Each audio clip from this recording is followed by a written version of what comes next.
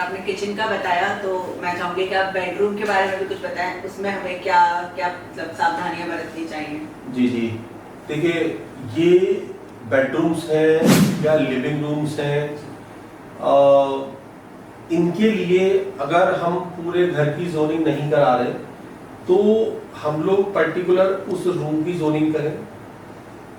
उसमें अगर बेड आपका एक सही डायरेक्शन में आ जाए तो बहुत ही अच्छा है, नहीं आ सकता तो बेड कहीं पर भी हो, आप अपने एटलीस्ट जो आपकी सोने की डायरेक्शन है उसको भी लेके बड़े अलग अलग मिलते रहते हैं। जब हम सो रहे हैं तो हमारा सर हमेशा साउथ की तरफ अथवा ईस्ट की तरफ होना चाहिए। सबसे इम्पोर्टेंट है ये। बेड आपका नॉर्थ में, वेस्ट में, कहीं पर भी हो, आप जब उस पे सोए जब आप उस पे आराम करें तो आपका हेड साइड मूवमेंट जो है साउथ या ईस्ट में ही हो, लेग उसके अपोजिट ही जाएंगे।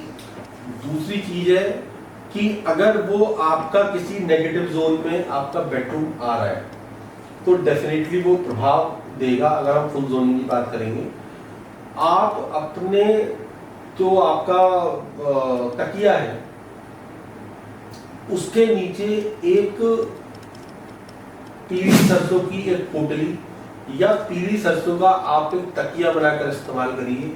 वो नेगेटिव जोन के प्रभाव भी काफी हद तक खत्म हो जाते हैं, कम भी नहीं कहूंगा, खत्म हो जाते हैं। इस तरह की ये जो रेमेडीज हैं, ये रेमेडीज आप किसी कंसल्टेंट को अगर आप दिखाएंगे तो बिना तोड़फोड़ वाला वास्तु है, बिना तोड़फोड़ वाला वास्तु है।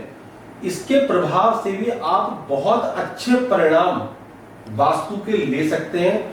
आवश्यकता है कि जो आपका कंसल्टेंट है वो आपकी प्रॉब्लम को प्रॉपर कोडिंग कर पाए, समझ पाए कि क्या चीजें हैं और कितनी मुझे पॉसिबिलिटीज इस घर में दिख रही है रेनोवेशंस की या चेंजेस कराने की या चेंजेस ना हो पाने की। उसी के अकॉर्डिंगली आप उसको पूरा लेआउट करके और अपने क्लाइंट को सलाह दें।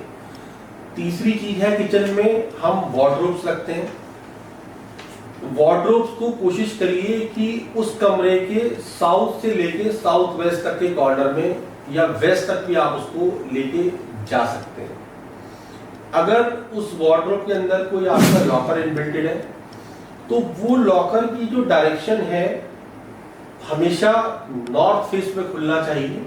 जब वो ऑपरेट हो रहा है, आपकी डायरेक्शन साउथ या वेस्ट कुछ भी हो सकती है, बट लॉकर का जो फेस है वो टुवर्ड्स नॉर्थ हो और वो पर्टिकुलर उस जोनिंग की जो आपने पर्टिकुलर उस रूम की है उसके किसी नेगेटिव एरिया में वो लॉकर ना आए। अगर वो नेगेटिव एरिया में आएगा तो वो पैसा उसी हिसाब से फ्लो आपका होगा। कुछ भी फालतू खर्चे, दवाइयों के खर्चे या जिस पर्टिकुलर जोनिंग में है वो वैसे इम्पैक्ट उसके नॉर्मली देखे गए हैं।